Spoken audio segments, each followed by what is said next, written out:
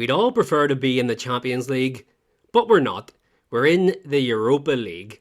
Let's take a look back at how Celtic have fared in the Europa League over the years. Our final ever appearance in the competition known as the UEFA Cup was a 2-0 loss away to Villarreal in the second leg of a quarterfinal tie in 2004. 68, Villarreal strikes again. A few touches leading up to this goal. Anderson with the feed to Roger Garcia, who makes Valgarin look not so good on that play. 2-0, 3-1 on Ag. Mari set to Anderson, who played it nicely in the middle.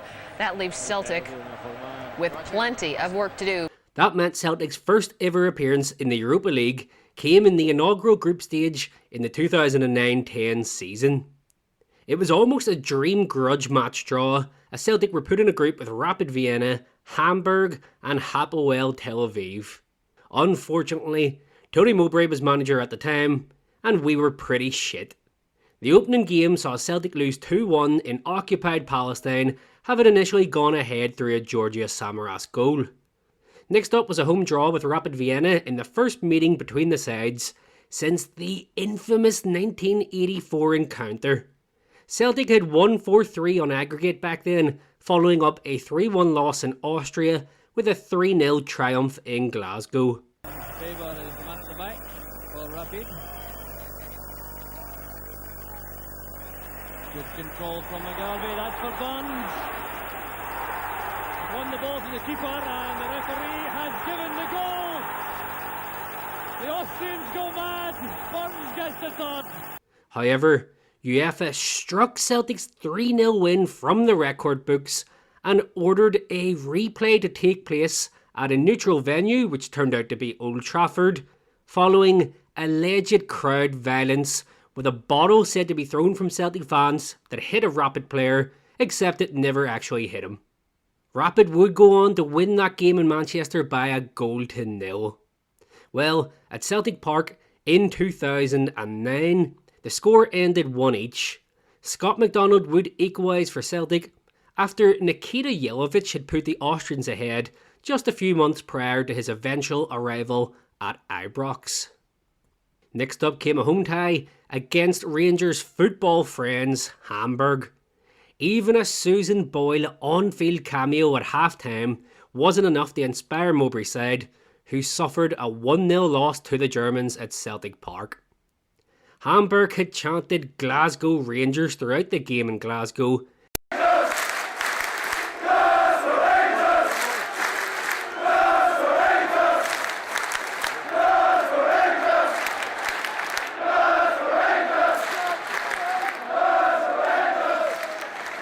But over in Germany went one step further with a massive Union Jack display from the politically confused German right-wing club.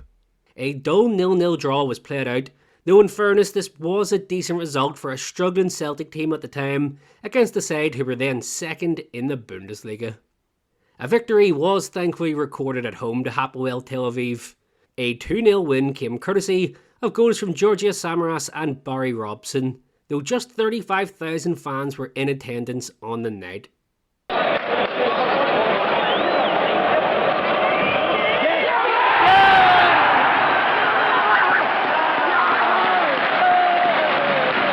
And finally, after going 3-0 down after 19 minutes away to Rapid Vienna, Celtic mounted a comeback with a brace coming from Marc-Antoine Fortuné and even Paul McGowan in stoppage time, scoring his only ever goal for the club. Regardless, Celtic finished third in the group and were eliminated from European football for the season. The following season, Neil Lennon took charge and was drawn against Dutch side Utrecht in the qualifying playoff round. A 2-0 win in Glasgow came thanks to goals from Mexican midfielder Efrain Juarez and from Georgia Samaras, before the side absolutely collapsed in the Netherlands and suffered an embarrassing 4-0 hammering to be put out of European football before the summer had even came to an end.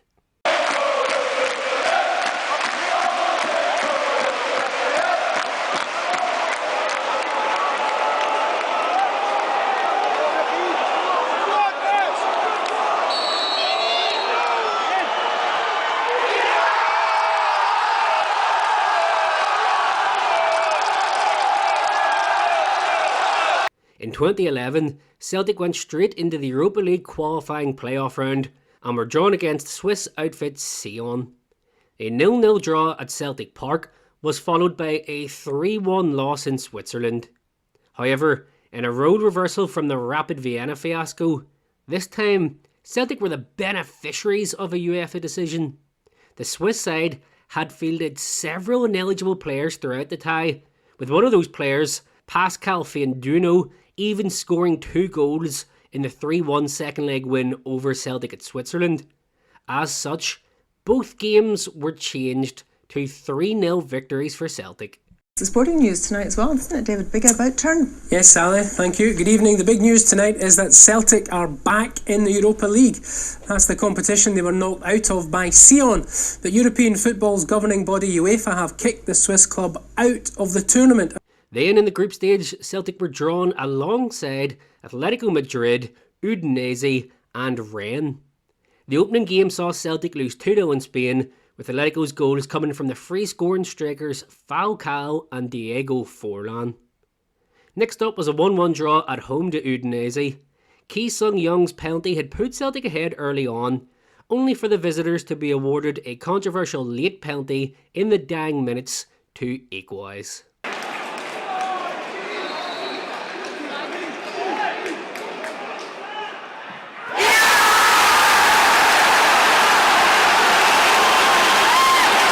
Away in France saw Celtic record a 1-1 draw. South Korean right-back Cha Du-ri scored a farcical own goal before chuckling all the way back to the centre circle to restart the game, though thankfully Joe Ledley found a second-half equaliser for the Hoops. And at this time, rare Europa League victory finally came next. Even more rare was one of the goal scorers. Anthony Stokes would score his only ever 2 European goals for Celtic in 26 European appearances, as Neil Lennon's men defeated Rennes 3-1 in Glasgow, with Gary Hooper also netting on that night. Atletico then came to Scotland and recorded a 1-0 win, which meant at that stage that Celtic travelled to Udinese for the final game, needing a win to progress. A monumental task, as the club at this point had only won 1 out of their last 32 European away fixtures. In Italy, Celtic went ahead through Gary Hooper before Udinese's prolific goal-scoring machine Antonio Di Natale levelled the scores in first-half stoppage time. The game ended 1-1, which meant Celtic once again finished third in the Europa League group and were eliminated from European football before Christmas. It would be the 2014-15 season before Celtic returned to the tournament, this time under the management of Norwegian coach Ronny Deila. Drawn alongside Red Bull Salzburg, Dinamo Zagreb and Romanian side Astra, Celtic fans fancied their chances of progression. The group opener twice saw Celtic throw away leads to earn a decent away draw in Austria, with goals coming from the on-loan Mubarak Wakaso, if anybody remembers him, and club captain Scott Brown. Chris Commons would score the only goal of the game to give Celtic a win at home to Dinamo Zagreb, and Deila's men would make it 2 wins on the bounce a few weeks later when they defeated Astra 2-1 at Parkhead, courtesy of goals from a pair of Stefans in the form of Skepovic and Johansson. Stefan Johansson would net again in the next fixture as Celtic drew 1 each away to Astra. 2 wins and 2 draws from the opening 4 games put Celtic in a strong position heading into the home tie against Salzburg. Celtic lost 3-1 on the night, with Johansson scoring yet again, but a surprise victory for Astra meant Celtic booked their place in the knockout round. In the final away game to Zagreb, Celtic lost 4-3, with Commons, Skepovic and an own goal being the scores on the night. The result meant Celtic finished in second place and would face a tough tie in the round of 32. In what arguably could not have been a more difficult draw, Celtic were paired with Italian giants Inter Milan.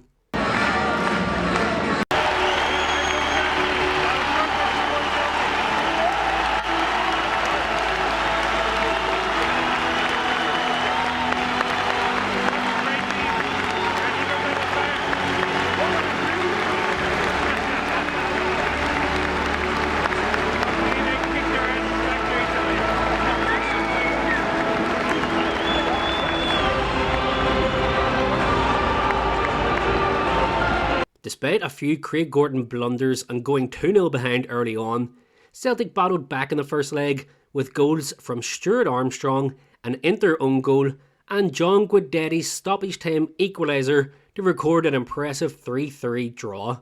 At the San Siro, Celtic star man Virgil van Dijk was shown a very harsh red card just 36 minutes into the game. They'd hold on until the 88th minute when the Italians scored a late winner to progress 4-3 on aggregate. The following season, Celtic once again failed to navigate Champions League qualifiers and were drawn in a Europa League group stage with Ajax, Fenerbahce and Molde. In the opener in Amsterdam, Celtic twice took the lead thanks to goals from Nir Beaton and Mikael Lustig, but had to settle for a 2-2 draw in the end. At home to Fenerbahce, Lee Griffiths and Chris Commons put Celtic 2 up, but the Turkish side battled back for another 2-2 draw.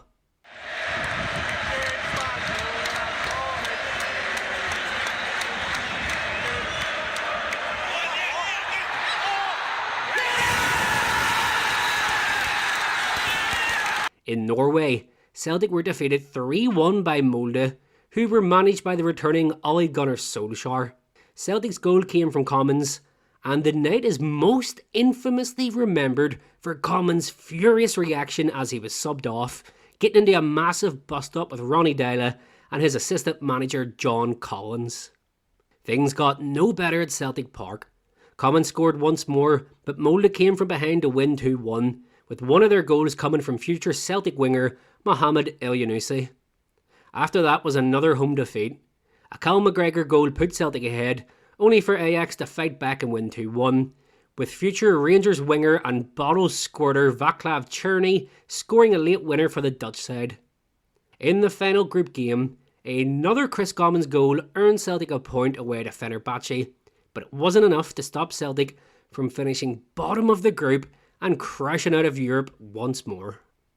It was February 2018 before Celtic would return to Europa League action, now under the management of Brendan Rodgers. Finishing third in their Champions League group containing PSG, Bayern Munich and Anderlecht, saw Celtic drop down for a round of 32 tie with the Russian side Zenit St. Petersburg. Cal McGregor would score the only goal of the first leg in Glasgow.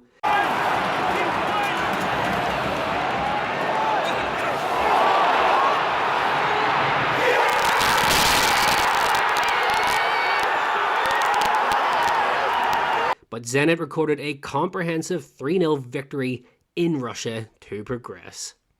In the 2018-19 season, Brendan Rodgers' men were eliminated from Champions League qualifying by AEK Athens, so dropped down to a Europa League group with Red Bull Salzburg, RB Leipzig and Rosenborg. Before that, Celtic had to overcome Lithuanian side Sūduva in the qualifying playoff round. Olivier Ntcham scored away from home in a disappointing 1-1 draw in the first leg, before Celtic recorded a 3-0 win at home, courtesy of goals from Lee Griffiths, Callum McGregor and Christopher Ayer.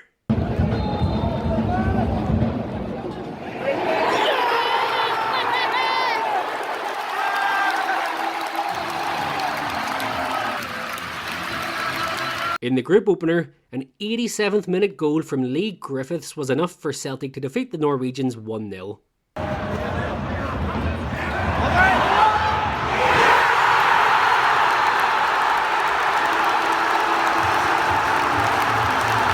Next up, Odsonne Edouard put Celtic 1-0 ahead in Austria before Salzburg came back to win 3-1. Leipzig then recorded a 2-0 win over Celtic in Germany, but in Glasgow, Celtic got their own back against the Germans, thanks to goals from Kieran Tierney and Odsonne Edouard.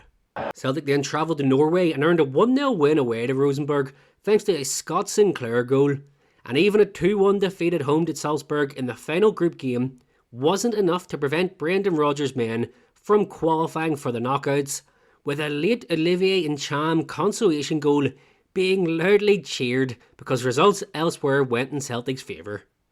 But in the round of 32, Valencia would defeat Celtic 3-0 on aggregate, with a 2-0 win in Glasgow followed up by a 1-0 win in Spain.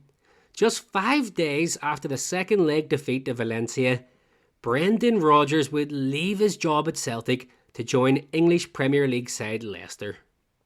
Neil Lennon returned to the club when Rodgers left and was knocked out of Champions League qualifying by Romanian side Cluj in 2019. That meant Celtic were drawn against Swedish outfit AIK in the Europa League qualifying playoff round, winning 2-0 at home in the first leg with goals from James Forrest and Odsonne Edouard.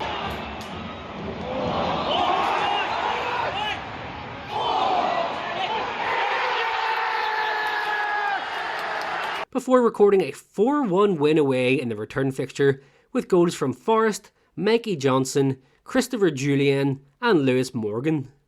In the group stage, Celtic were put into Group E with Cluj, Lazio and Rennes. This time, it would not be the same old story. Instead, Celtic would excel in this Europa League group. A Ryan Christie penalty earned Celtic a 1-1 draw away to Rennes in the opener, before goals from Edouard and Elyounoussi gave Celtic a 2-0 win at home to Cluj in the second fixture. Next up was a famous double header with Lazio. A 2-1 win in Glasgow came courtesy of goals from Ryan Christie and an 89th minute winner from Christopher Jullien.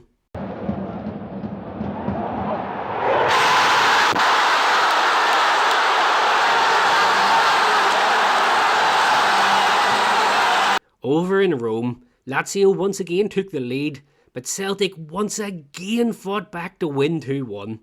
James Forrest equalised before Olivier Ntcham scored an unforgettable 95th minute goal to claim all 3 points.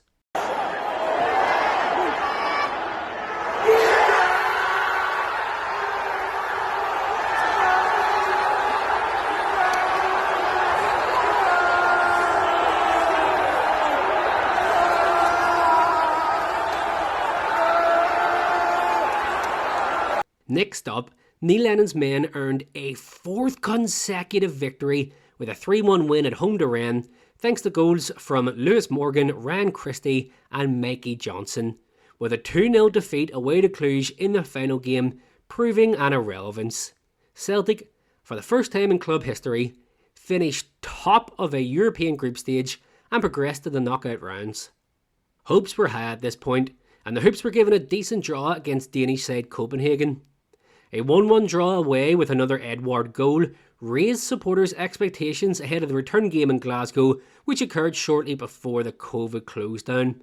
But Celtic threw it all away, and another Edouard goal on the night wasn't enough to stop a 3-1 defeat for Celtic, and yet another elimination from European football.